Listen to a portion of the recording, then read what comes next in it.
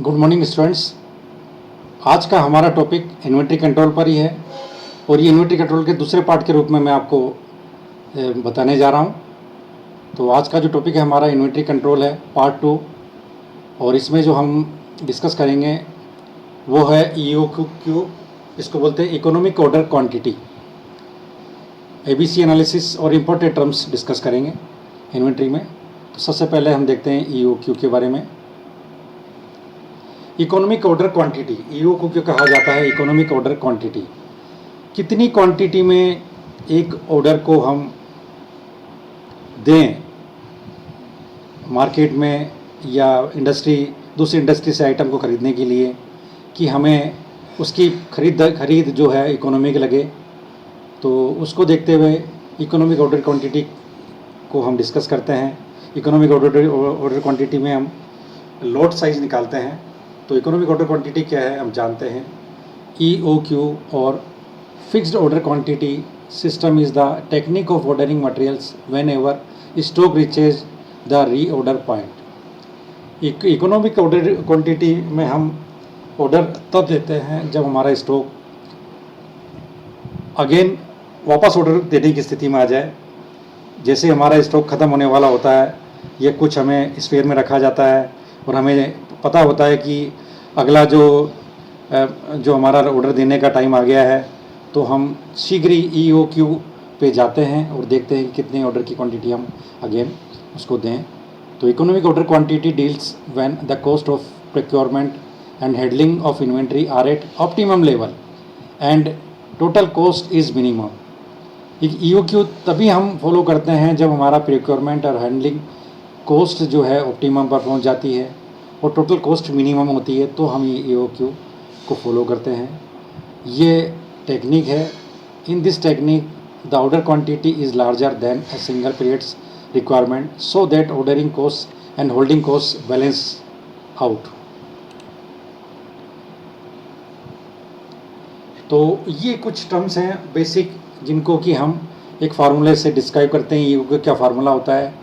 EOQ बराबर 2DS divided by H under root. तो under root 2DS divided by H, ये हमारा एक फार्मूला है EOQ का। अब इसमें हर एक टर्म क्या होती है तो देख लेते हैं। सबसे पहले टोटल एनुअल कॉस्ट कैसे निकालेंगे हम। टोटल एनुअल कॉस्ट निकालने के लिए हमें सबसे पहले एनुअल परचेज कॉस्ट निकालनी होगी, then annual cost holding cost निकालनी होगी, एनुअल ऑर्डरिंग कॉस्ट। तीनों को सम कर देते हैं हम, तीनों को जोड़ देते हैं। Annual purchase cost, annual holding cost and annual ordering cost, इन तीनों को जोड़ते हैं तो हमारे पास आती है annual cost. Total annual cost आती है TAC। टोटल एनुअल कॉस्ट को हम TC से रिप्रेजेंट करते हैं और जो TC होता है वो होता है DC, जिसको बोलते हैं आप D मतलब डिमांड, C मतलब कॉस्ट पर यूनिट।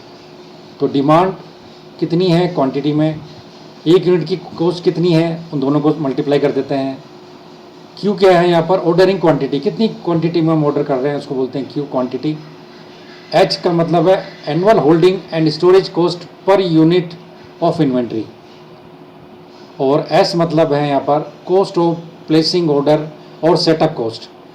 ऑर्डर को प्लेस करने की कॉस्ट क्या है, ये सारे जो है पैरामीटर्स हम इसमें देखते हैं। तो TC में क्या करते हैं हम, TC बराबर DC plus Q/2 multiplied by H plus D/Q multiplied by S। तो इससे हम टोटल एनुअल कॉस्ट निकाल लेते हैं जब हमें ये दी होती है। तो न्यूमेरिकल अगर आता है तो आप क्या करेंगे, ये जो कॉस्ट है इनको देखना पड़ेगा। टोटल एनुअल कॉस्ट दी होती है, आपको डिमांड देनी होती है, एक यूनिट की कॉस्ट कितनी है, ऑर्डर कितनी क्वांटिटी में देना है आपको, सेटअप कॉस्ट कितनी है, एनुअल होल्डिंग कॉस्ट आपको निकालनी होती है H, इनके आधार पर। और फिर हम EOQ को निकाल लेते हैं। तो EOQ का फार्मूला 2DS यानी 2 और डिमांड को मल्टीप्लाई करना है और सेटअप कॉस्ट को मल्टीप्लाई करना है और उसमें भाग देना है आपको एनुअल होल्डिंग कॉस्ट से और उसका अंडर रूट निकाल लेना है। तो हमारे पास EOQ आ जाता है इकोनॉमिक ऑर्डर क्वांटिटी। तो ये फार्मूला अति महत्वपूर्ण है, आप इस फार्मूले को इस तरह से अध्ययन कर लें जिससे कोई न्यूमेरिकल अगर आपको अटेम्प्ट करना है तो ये कॉस्ट दी होती है और आप इजीली न्यूमेरिकल सोल्व कर पाएँ। तो EOQ के बारे में हमने डिस्कस किया है। ये EOQ का ग्राफ है जो कि EOQ order quantity size Q और कॉस्ट के बीच में दर्शाया गया है। इसमें जो कॉस्ट सबसे ज़्यादा होती है टोटल कॉस्ट आती है। Carrying cost quantity, order quantity जो बढ़ती जाएगी, ये हमारी जो कैरिंग कॉस्ट है, ऑर्डरिंग कॉस्ट ये कम होती जाएगी। जितनी ज़्यादा ऑर्डर में क्वांटिटी में ऑर्डर देंगे उतनी हमारी ऑर्डरिंग कॉस्ट कम होती जाएगी। जितनी कम क्वांटिटी में हम ऑर्डर देंगे उतनी कॉस्ट अधिक आएगी। और कैरिंग कॉस्ट जो निकालते हैं हम, ये क्या, जितनी ऑर्डर क्वांटिटी हम, जितनी लोट में हम परचेज़ करेंगे उतनी कैरिंग कॉस्ट बढ़ती जाएगी। तो कैरिंग कॉस्ट जो है वो व्युत्क्रमानुपाती है कि अगर साइज ज़्यादा है ऑर्डरिंग क्वांटिटी का तो कैरिंग कॉस्ट बढ़ती जाएगी, ये समानुपाती है। और ऑर्डरिंग कॉस्ट इसकी व्युत्क्रमानुपाती है कि ऑर्डर क्वांटिटी बढ़ाते जाएंगे तो ये कम होती जाएगी। तो ये ग्राफ में ये दिखाया गया है। और यहाँ पर एक इससे फाइनल टोटल कॉस्ट को अगर देखते हैं तो आप ये एक नीचे टोटल कॉस्ट एक क्वांटिटी पर तो अधिक आती है, फिर धीरे धीरे कम होती जाती है।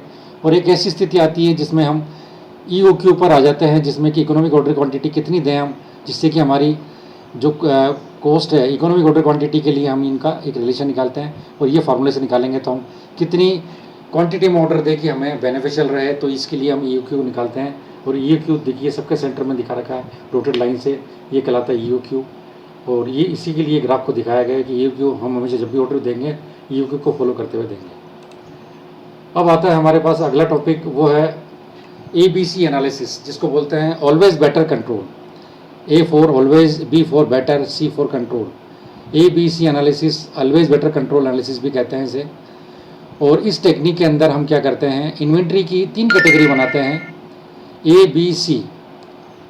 एनुअल कंजम्पशन वैल्यू के हिसाब से हम 3 कैटेगरी इन्वेंट्री की बनाते हैं। और इसको हम इजीली समझ सकते हैं कि ऐसा आइटम जिनको हमको ज़्यादा ज़रूरत होती है, ऐसा आइटम जिनको हमको मीडियम ज़रूरत है, ऐसा आइटम जो हमारे को लिस्ट ज़रूरत के हिसाब से, ऐसे हम कैटेगरी बना लेते हैं। It is also known as selective inventory control, SIM method भी कहते हैं इसे।